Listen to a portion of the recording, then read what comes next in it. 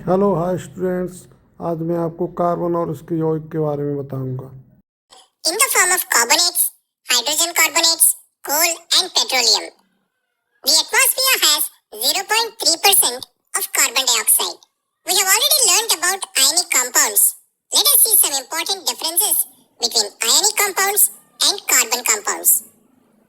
Carbon compounds are poor conductors of electricity.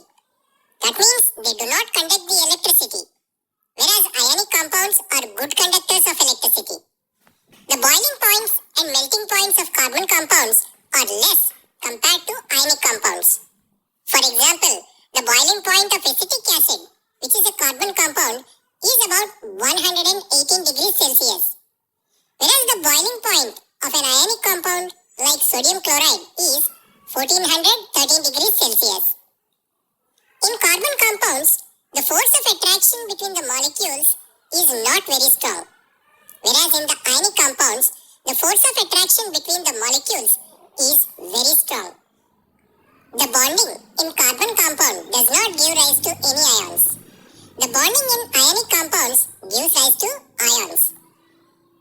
Bonding in carbon compounds. The atomic number of carbon is 6. The outermost shell has 4 electrons, so its valency is 4. Generally, ionic compounds attain the noble gas configuration by either losing or gaining electrons. But carbon cannot do that. Let us see why. If carbon gains 4 electrons, it would be difficult for the nucleus with 6 protons to hold on to 10 electrons. If carbon has to lose 4 electrons, it would require a large amount of energy to remove 4 electrons. Then it turns into a carbon cation with 6 protons in its nucleus holding on to just 2 electrons. So, losing and gaining of electrons does not work with carbon to make bonds. So, carbon cannot form ionic bond. Covalent bond. Carbon make covalent bond with other carbon atoms or with atoms of other elements. Before we see the covalent bond in carbon compounds, first study the covalent bond formation in hydrogen, in oxygen and in nitrogen molecules. Covalent bond. A covalent bond is a chemical bond formed by the sharing of electrons between two nonmetal atoms. Let us see covalent bonds in hydrogen, oxygen and in nitrogen molecules. Hydrogen atom has a single electron in its K shell. It attains the nearest noble gas helium's configuration by sharing its single electron with another hydrogen atom. Two hydrogen atoms share their single electrons to form a molecule of hydrogen. Since only one electron is shared by each atom, a single covalent bond is formed between them. Oxygen has 6 electrons in its L shell. It needs 2 electrons to complete its octet. So each atom of oxygen contributes 2 electrons. That means a total of 4 electrons are commonly shared by the 2 oxygen atoms. Then it forms a double bond. Nitrogen. In the formation of nitrogen molecule, each nitrogen atom contributes 3 electrons. Means total 6 electrons are shared by 2 nitrogen atoms. Here a triple bond is formed. This is ammonia molecule. One nitrogen atom forms covalent bond with 3 hydrogen atoms to form this molecule. Here all the 3 bonds are single bonds. This is methane molecule. CH4. One carbon atom forms covalent bond with 4 hydrogen atoms. Here also all the 4 bonds are single bonds.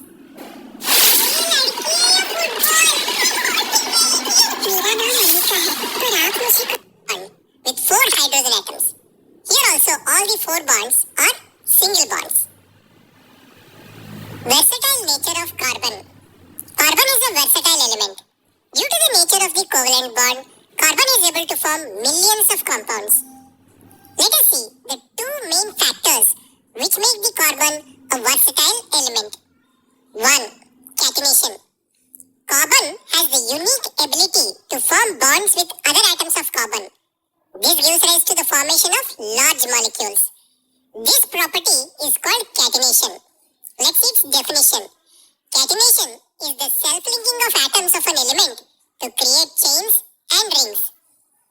Due to this property, carbon forms large molecules in the form of long linear chains, branched chains, and ring chains.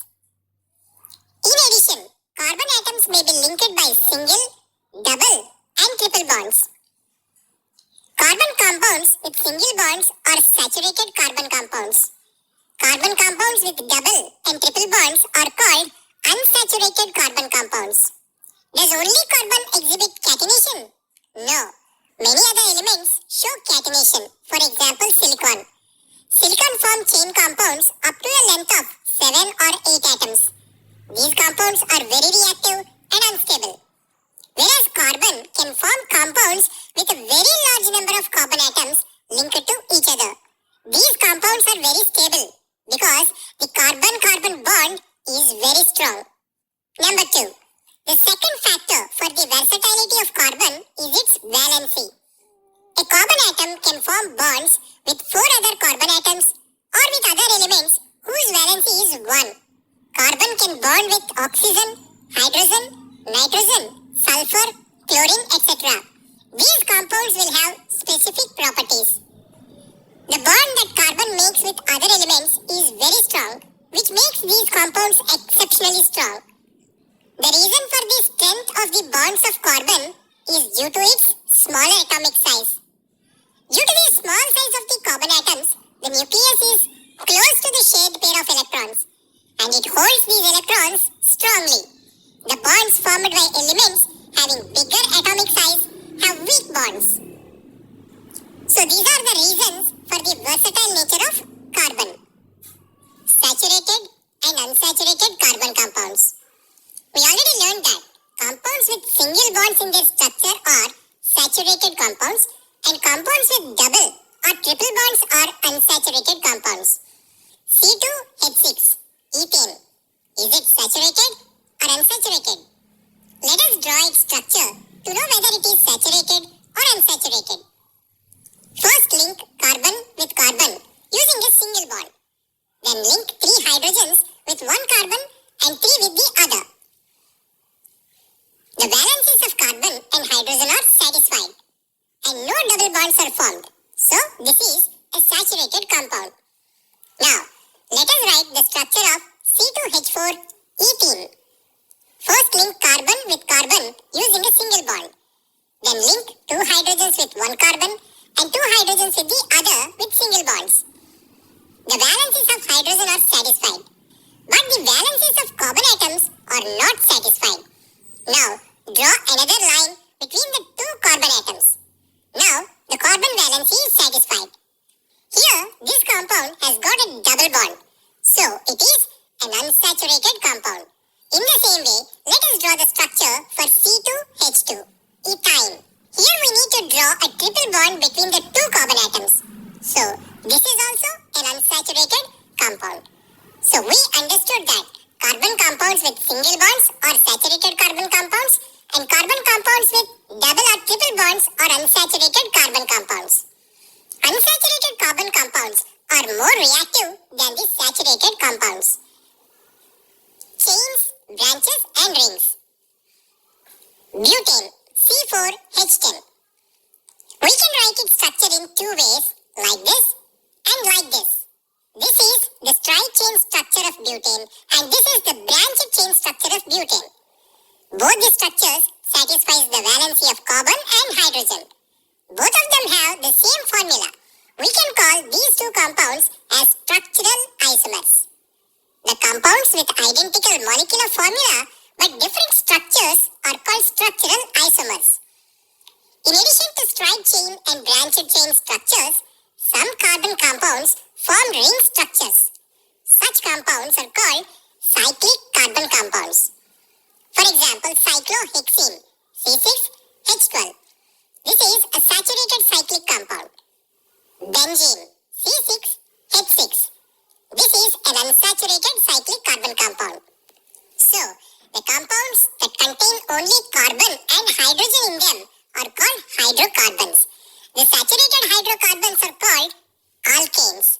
The unsaturated hydrocarbons with one or more double bonds are called alkenes. The unsaturated hydrocarbons with one or more triple bonds are called alkynes. Carbon compounds and their functional groups. form bonds with other elements like chlorine, bromine, oxygen, nitrogen, and sulfur and forms new compounds. New carbon compounds are formed when a hydrogen atom of the hydrocarbon chain is